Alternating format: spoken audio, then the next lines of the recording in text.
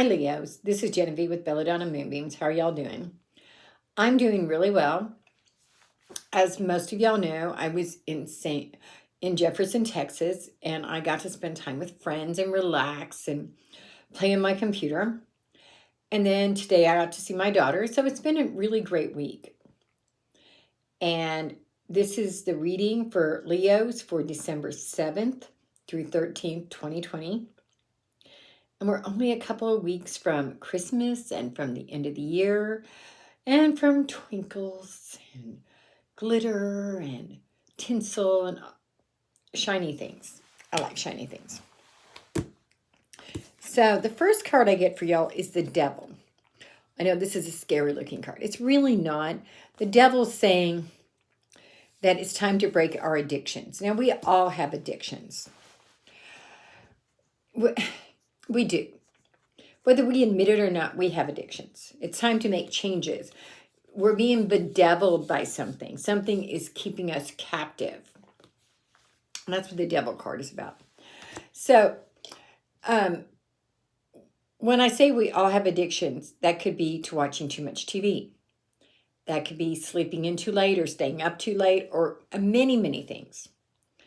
Anything that does not serve us and that we can't stop doing is an addiction.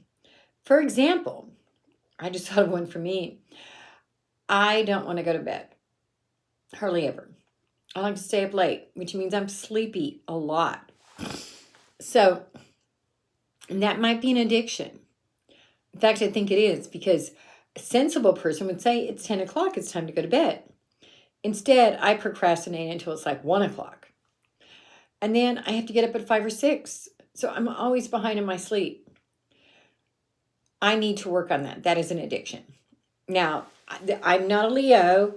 This is not my reading, but I'm giving this as an example.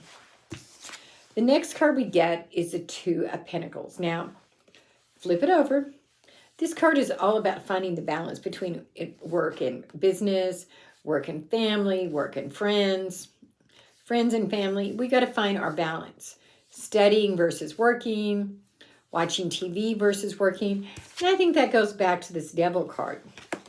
In fact, it modifies it. This card is saying we need to break our addictions. This card is saying that nothing in and of itself is all that harmful. It's whether we're addicted to it that it's harmful. And that's really true. For example, my staying up one night extra a week is not a big deal. My staying up 5 days a week is a big deal. And that's the difference. If you do something in moderation, if you do something in balance, it's not harmful to you. But when you get out of balance, things become harmful.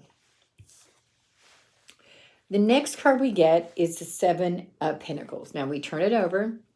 And this card is about he's been working hard and he's starting to get the fruits of his labor. He's starting to get his harvest. Because it was reversed, it's not as full as we would like. And I think that goes back to that balance. As we find our balance, we're going to get those fruits of our labor. We're going to get the things out that we need. Now, the next card we get is, I pulled from the Grimalkin Tarot deck. Grimalkin meaning cat. And this is the Queen of Wands. The Queen of Wands is about entertainment, life of the party, having people over for dinner, things like that. And so I think as we move into this season that we're going to have some of that going on in our life. Being a fabulous hostess. And I think that could also just be being a fabulous person to be around and to celebrate with. Now we get the Five of Pentacles. Turn it over.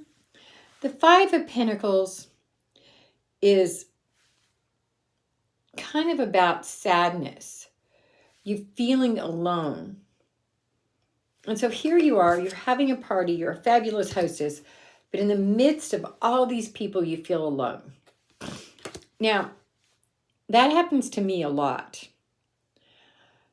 When I'm sitting there, I can be in a crowd of people, but I don't feel like anyone wants me around. I don't feel welcome.